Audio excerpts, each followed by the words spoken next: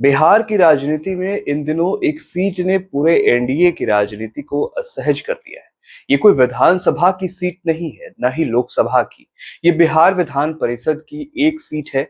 लेकिन इस एक सीट के बहाने गठबंधन की राजनीति, भरोसे की राजनीति और वादों की राजनीति पर बड़े सवाल खड़े हो गए। मामला राष्ट्रीय लोक मोर्चा के अध्यक्ष उपेंद्र कुशवाहा और भारतीय जनता पार्टी के बीच उस पुराने समझौते का है जो विधानसभा चुनाव के दौरान हुआ था।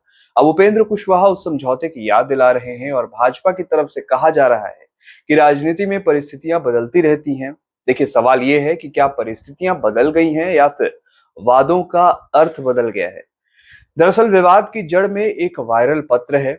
ये कोई साधारण पत्र नहीं है। बताया जा रहा है कि विधानसभा चुनाव के समय भाजपा और राष्ट्रीय लोक मोर्चा आरएलएम के बीच सीटों के तालमेल को लेकर जो समझौता हुआ था, उसमें साफ तौर पर उल्लेख था कि राष्ट्रीय लोक मोर्चा 6 विधानसभा सीटों पर चुनाव लड़ेगी और इसके बदले भाजपा अपने हिस्से से विधान परिषद की एक सीट सहयोगी दल को देगी। राजनीति में लिखित समझौते बहुत कम सार्वजनिक होते हैं, लेकिन जब ऐसा कोई दस्तावेज सामने आता है तो वो सिर्फ कागज नहीं रहता, वो भरोसे का प्रमाण बन जाता है। जब विधान परिषद की सीटों पर मनोनयन की बारी आई, तब उपेंद्र कुशवाहा ने इसी समझौते का हवाला देते हुए अपने बेटे दीपक प्रकाश के लिए दावेदारी पेश की। लेकिन जब अंतिम सूची आई तो उसमें दीपक प्रकाश का नाम नहीं था। यहीं से असंतोष की शुरुआत हुई। धीरे धीरे ये असंतोष नाराजगी में बदला और फिर नाराजगी सार्वजनिक बयानबाजी तक पहुंच गई। राजनीति में अक्सर मतभेद बंद कमरों में सुलझा लिए जाते हैं, लेकिन जब सहयोगी दल खुले मंच से पुराने याद दिलाने लगे तो समझना चाहिए कि मामला सिर्फ एक सीट का नहीं रह गया। इस पूरे विवाद के बीच भारतीय जनता पार्टी के वरिष्ठ नेता और तत्कालीन प्रदेश अध्यक्ष दिलीप जायसवाल सामने आए। उन्होंने पत्र के अस्तित्व को नकारा नहीं, उन्होंने ये स्वीकार किया कि ऐसा पत्र जारी हुआ था, लेकिन उन्होंने साथ ही ये भी कहा कि वो पत्र चुनावी परिस्थितियों में सीटों के तालमेल के लिए दिया गया था। उनके अनुसार बाद में राजनीतिक परिस्थितियां बदली और कई नए घटनाक्रम हुए और भाजपा का तर्क है कि उपेंद्र कुशवाहा को राज्यसभा भेजा गया और ये भी उसी राजनीतिक जो है तालमेल का हिस्सा था। यानी भाजपा की नजर में राजनीतिक संतुलन पहले ही स्थापित किया जा चुका है। लेकिन यहाँ एक और दिलचस्प बात सामने निकल कर आती है। अगर राज्यसभा की सदस्यता उस समझौते का हिस्सा थी तो क्या इसकी कोई लिखित या सार्वजनिक जानकारी थी?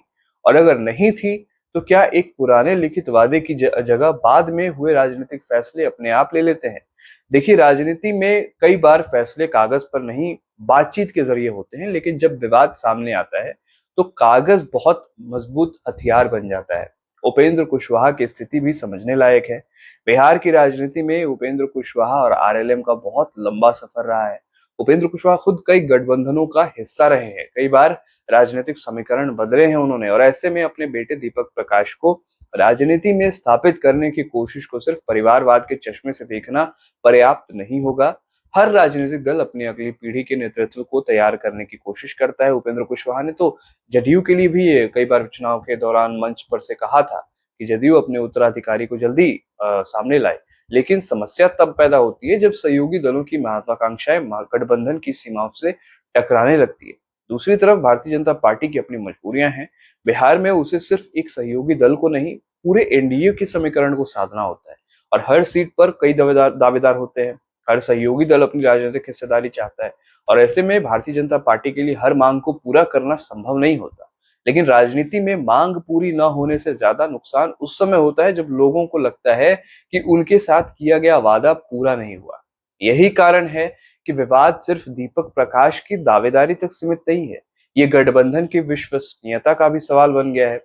अगर सहयोगी दलों को ये महसूस होने लगे कि लिखित समझौते भी परिस्थितियों के नाम पर बदले जा सकते हैं, तो भविष्य में किसी भी समझौते की गंभीरता पर आप सोचिए कितने बड़े सवाल उठने शुरू हो जाएंगे। अब दिलीप जायसवाल ने साफ तौर पर कहा है कि अंतिम फैसला भाजपा का केंद्रीय नेतृत्व ही कर सकता है। इसका मतलब ये है कि मामला अभी खत्म नहीं हुआ है। असली राजनीतिक बातचीत अब शुरू होगी। अब भाजपा के सामने बहुत बड़ी चुनौती ये होगी कि वो उपेंद्र कुशवाहा की नाराजगी को किस तरह संभालती है, क्योंकि बिहार जैसे राज्य में चुनाव सिर्फ सीटों से नहीं जीते जाते, सहयोगियों के मनोबल से भी जीते जाते। इसीलिए गठबंधन को लेकर के लगातार चर्चाएं होती रहती हैं। फिलहाल बिहार की राजनीति एक ऐसे मोड़ पर खड़ी है जहां एक एमएलसी सीट ने गठबंधन के भीतर के रिश्तों को चर्चा के केंद्र में ला दिया है, खबरों के केंद्र में ला दिया है। और आने वाले दिनों में ये देखना बहुत दिलचस्प होगा कि भाजपा कोई नया राजनीतिक समाधान निकालती है या फिर ये नाराजगी आगे चलकर किसी बड़े राजनीतिक संदेश में बदलती है। क्योंकि बिहार की राजनीति में अक्सर छोटे दिखने वाले विवाद ही आगे चलकर बड़े राजनीतिक बदलावों की भूमिका लिखते नजर आते हैं।